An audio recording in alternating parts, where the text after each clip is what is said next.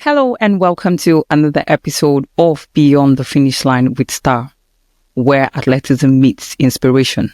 A space where athletes share their untold stories, their triumphs, struggles, and victories. I am your host, Star Mpama. Today, we have a special guest in the studio. He is an under-20 champion, a national champion, an African champion, an intercontinental silver medalist, a top 8 at the World Championships indoor, an Olympian, and also the CEO of Believe Athletics. He is none other but Chidi Okezie. Hello.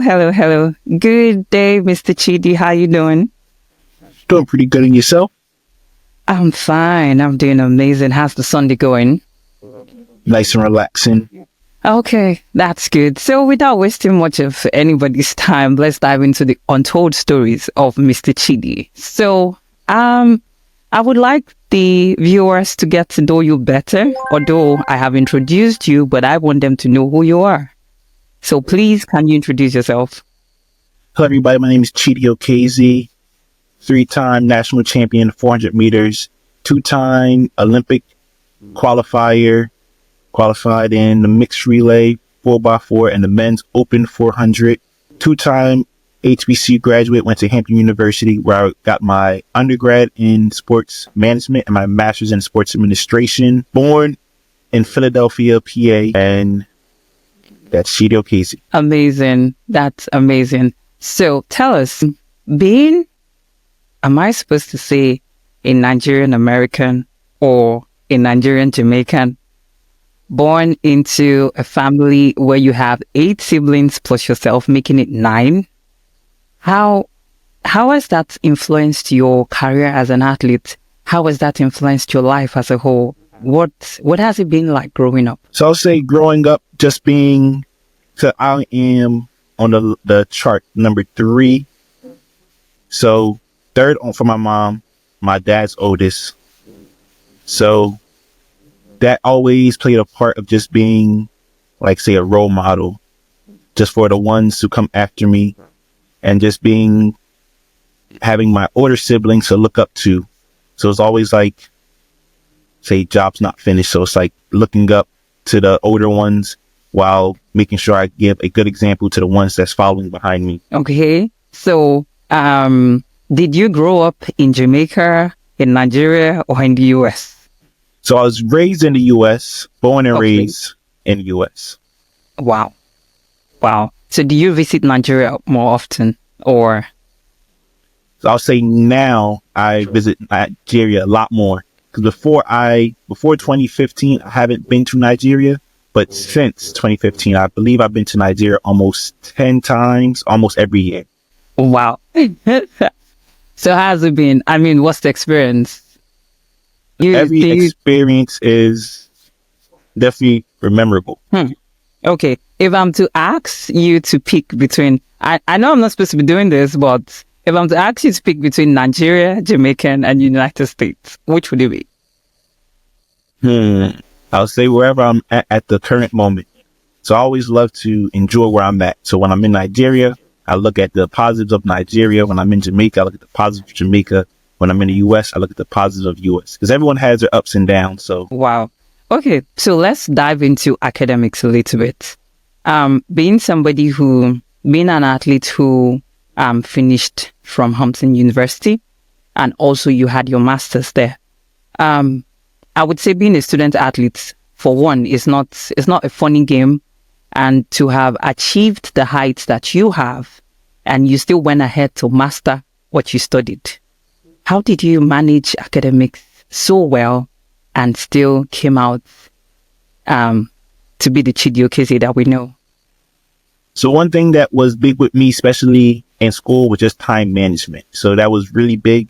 And then I always had, say, like an agenda. So my practices typically always were the same time from undergrad to college or to my master's. So it's like, say, from the time frame between, say 10 a.m. to 2 p.m., I knew, okay, let me get as much work as I can done, or let me just do what I can do. Then from 3 p.m. to 6, let's say, was like practice times or gym time. So I knew from those hours, I give all to whatever I'm doing. So when it's time to do work, I try to get as much work as done. Sometimes, it's not always ideal that you could finish a project or get as much work done because life happens. But I always try to make it my goal to, okay, I know this project is due soon. Let me try to get as much done. Let me at least put on the outline. Because once I feel like I get the outline done, everything else comes natural. And same thing with track. My coach always told me, like, what times practice will we have. So I always knew, like, okay, it never varies too much. So I know, okay, this day is going to be a hard day. I'm going to be done around this time. This is going to be a lighter day. I'll be done around this time frame. So I know once I finish practice, let me go do A, B, or C. So it's always about having a plan. So I'm a student athlete myself. And there's sometimes it's like when I look at my canvas, when I look at the assignments and practice, my God, I begin to ask myself, was it the right choice, coming to do track and still being a student? But apparently for you, it's pretty much about time management. So was there no distractions as you were a student? I mean, parties. Yes, definitely always distractions, but I always tell people, especially if you have like a goal. So my goals were straightforward, and I knew most of the distractions would not help me get to where I want to go. And then with that being said, it's like you said, we're students. So, you want to enjoy the student life. So I always said to I had my athletic friends, I had my regular friends who wasn't athletes. Okay. So when I was in undergrad, mainly, it's all about balance. So let's say if we know we have 20 hours a week for training, the other hours for school, I knew to make sure I operate at a high standard, I make sure I have fun nonetheless. So say Friday after practice, say, okay, let me go hang out with my normal friends or not athletic friends. That makes sense. Yes. Okay, that makes sense. So which means you have your athletic friends and you have your normal friends. Well, good for you. Okay. So in 2016, right, you switched.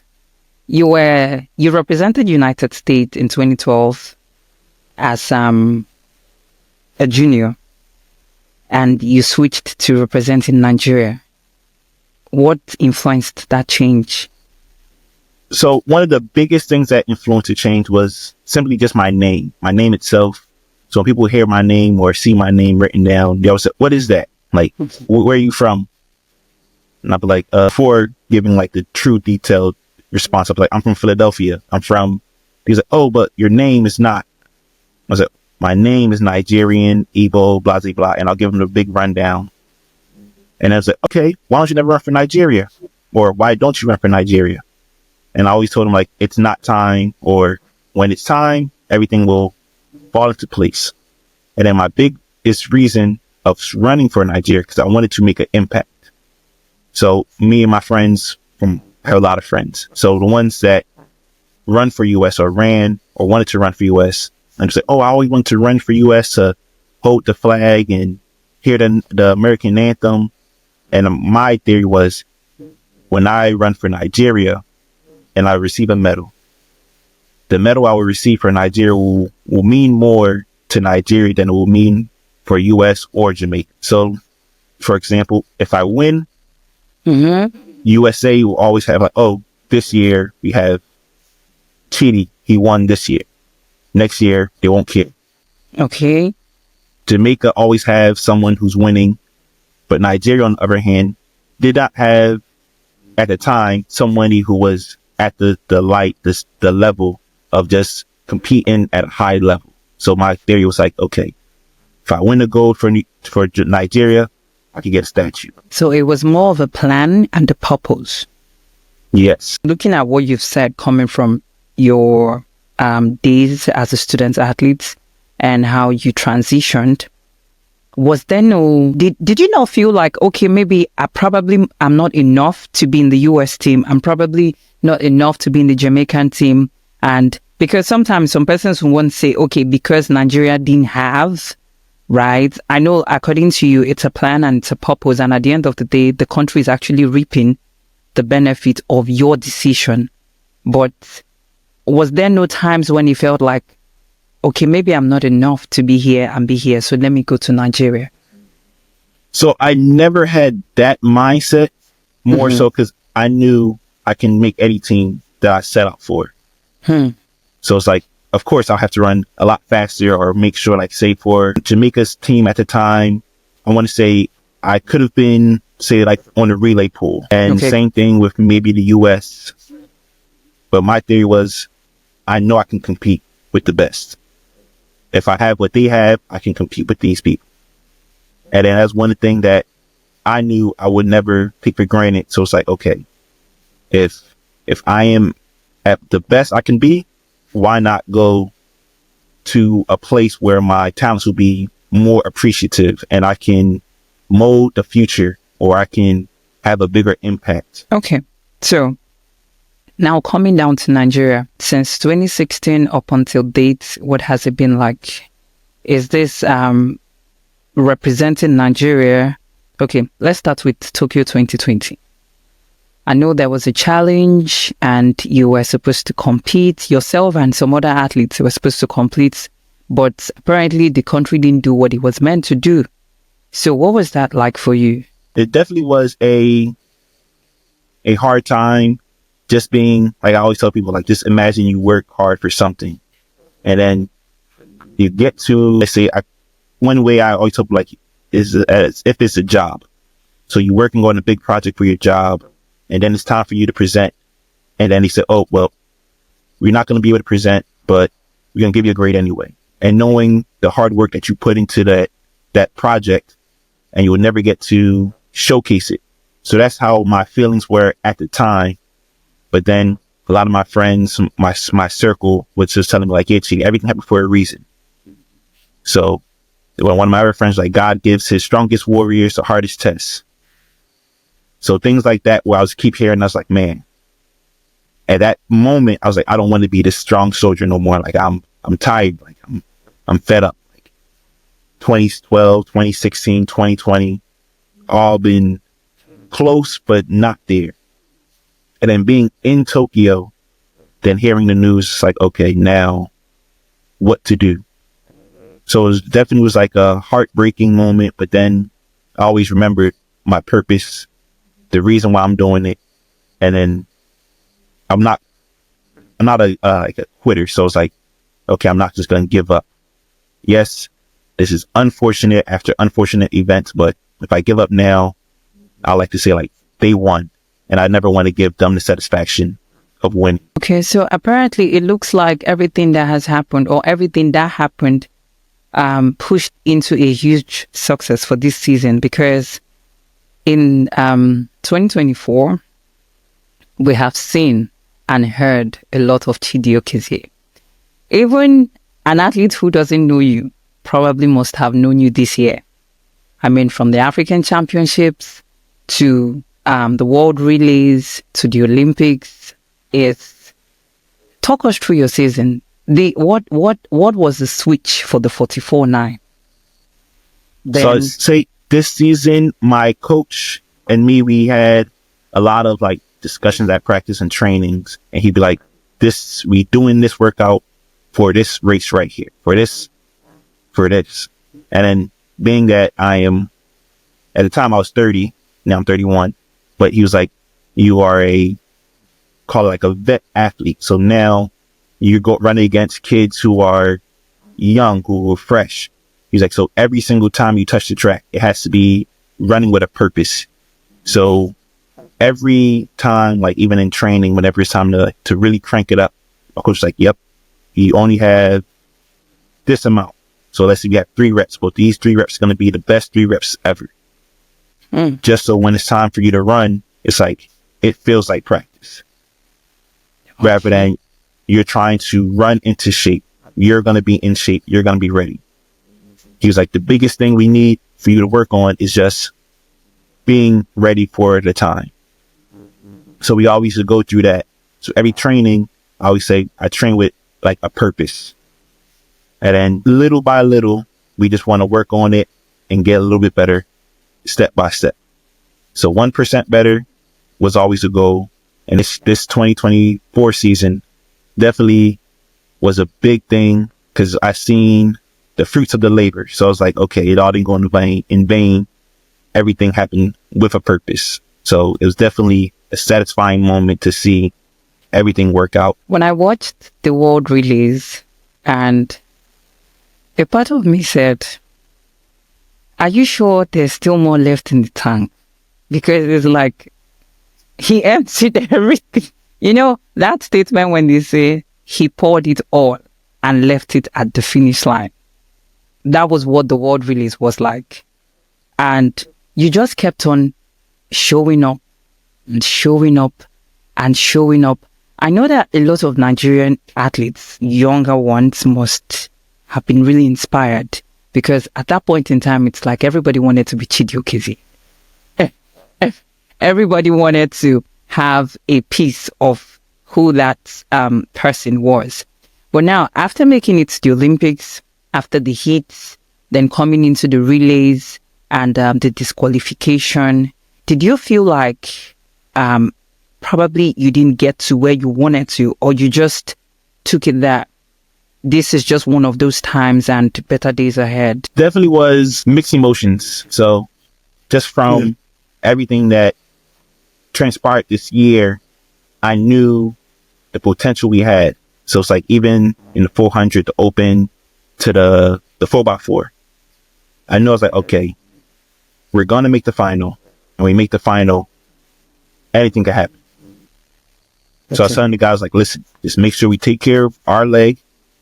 Everyone focus on themselves. If we all do that, it's going to be a breeze. So after the race, when we found out the news about disqualification, we were just like, I was like, this is definitely one of them unfortunate situations. So it's out of our hands, nothing for us to do. Only thing we can do now is just keep our mental straight, keep pushing forward, get better for next year.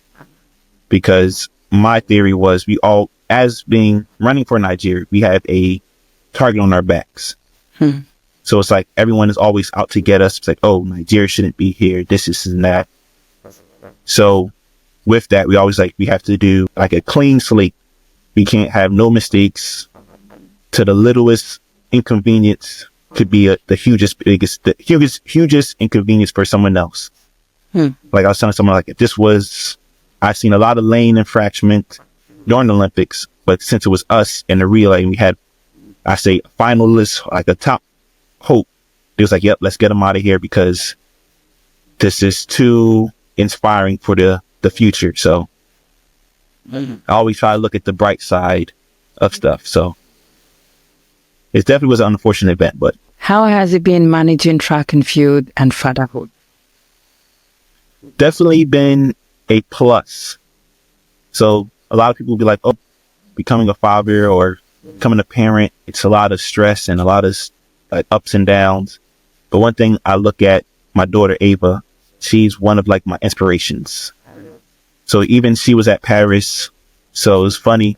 After the race, the team seen, I think it was Ojeli who spotted her first. Say, hey, look, this is your daughter. She was close by where the mixed media zone was at. So we seen her. So then after we heard the news, then I was down in spirits. But when I seen her, she didn't understand anything. So she was like, yeah, I seen Daddy run. Meanwhile, she's 2. So her eyes was lit up. She was just excited. So just I seen Daddy run. I seen Daddy run. And it just I don't say took the pain away, but definitely made it a little bit sweeter that she was able to just enjoy that moment and see me run at the highest level. So how do you manage this? What I mean is the times when you travel to compete, I know you train, I know you practice, and you're still, now it's not about she traveling down to probably where you're competing. It's how you are able to manage, taking care of her, still being that dad who is always there, and still be at the heights where you are? So just like I said, like time management is key. So in just everything in life, just having that time management. So from especially, and also having a great support system. So her mother is very active. Her grandparents are very active. And the hardest part is track, because when I'm not there physically, I can't do the physical things that's necessary. So that's like plays a little bit, but I always try to focus on what I can control. So if I'm not around, I'm not thinking about, oh man, I can't make her a bottle. I can't do this. I can't do that.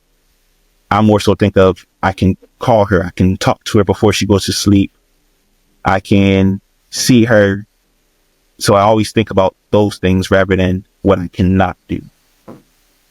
Because if I focus on things I cannot do when I'm away, it definitely will play a bigger factor in my mental rather than anything else.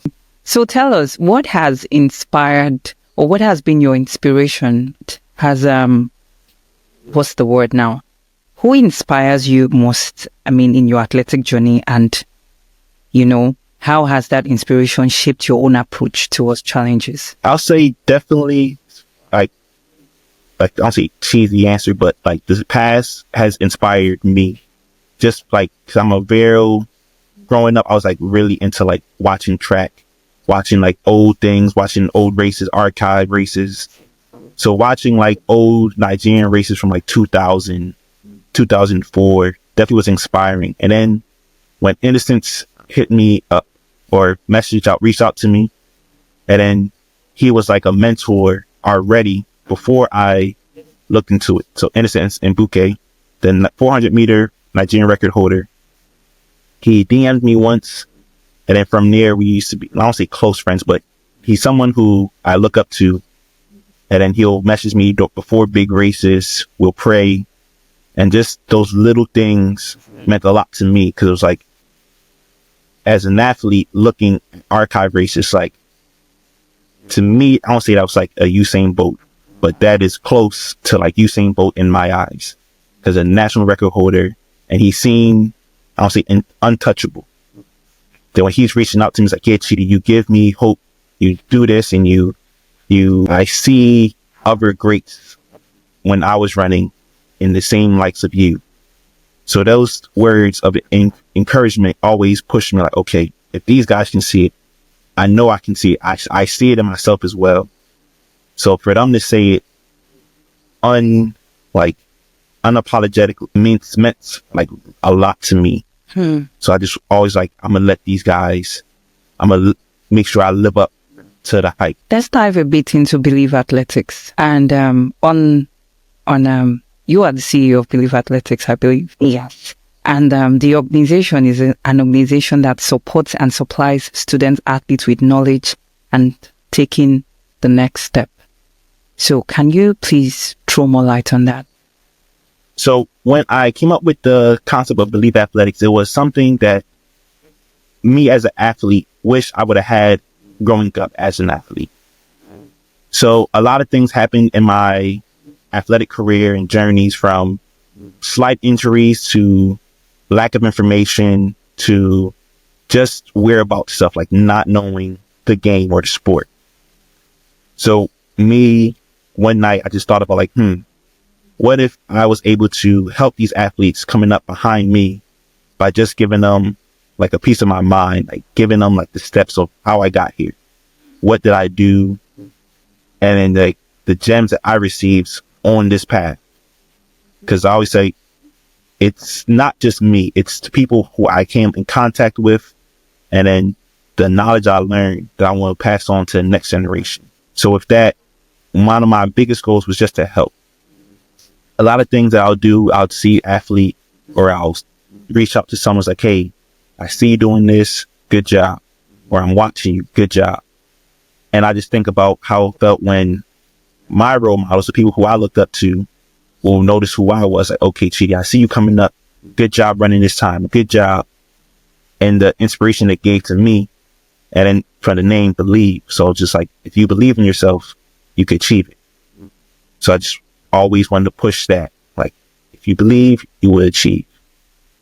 So that is where the name Believe Athletics came from. Yes. Okay, Mr. Chidi, your story has is one that is short but deep.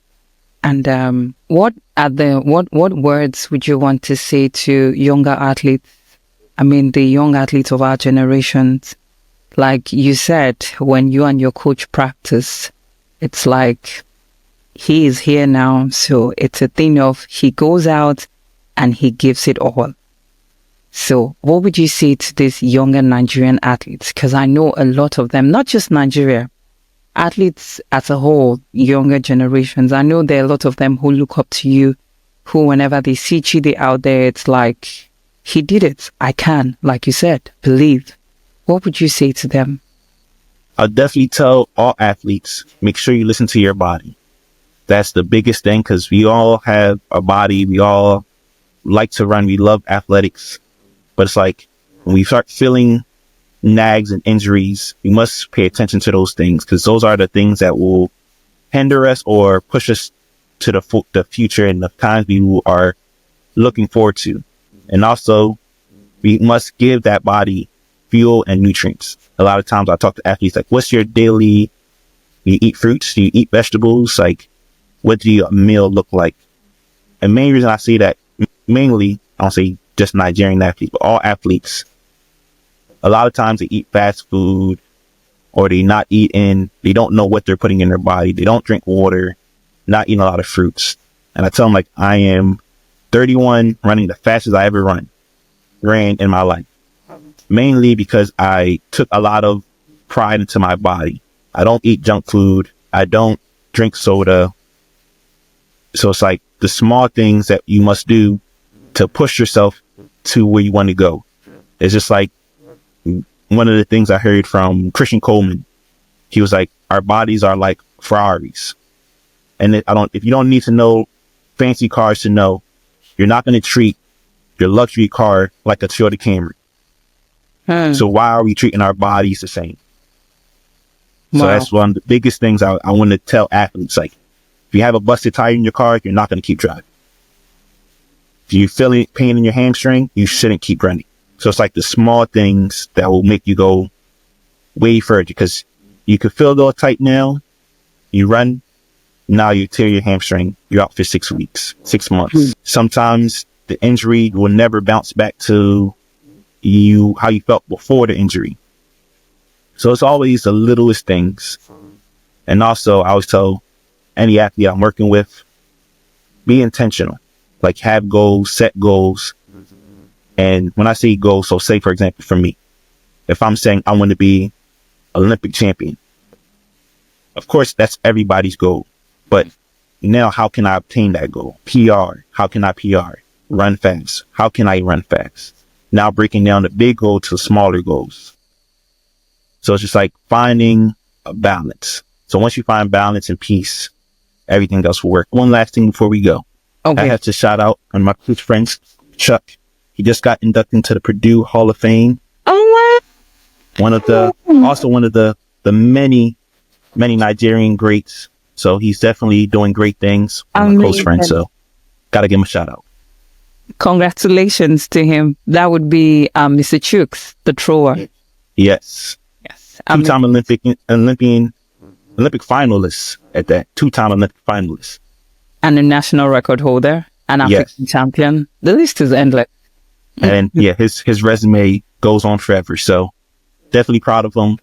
And just got inducted yesterday, I believe, into the Purdue Hall of Fame. Yes, yesterday. Well, this goes to show that you are somebody who, you are a team player, and Nigeria is honored to have you. And honored to run for Nigeria. Oh my goodness. Thank you, Mr. Chidi. I trust that everyone watching this has been inspired. I mean, from childhood, transitioning into academics, then into track, to the Chidi Okezie that we know today. And with these very few words, is something that I feel everybody should take home and incorporate into what they do. Time management, intentionality. Thank you. Thank you, Mr. Chidi. Thank you for joining us in the studio today. And viewers, we come to the end of this episode. I hope you have been inspired. And until we meet again, I still remain your host, Star Mpama. Be good, stay safe, and bye for now.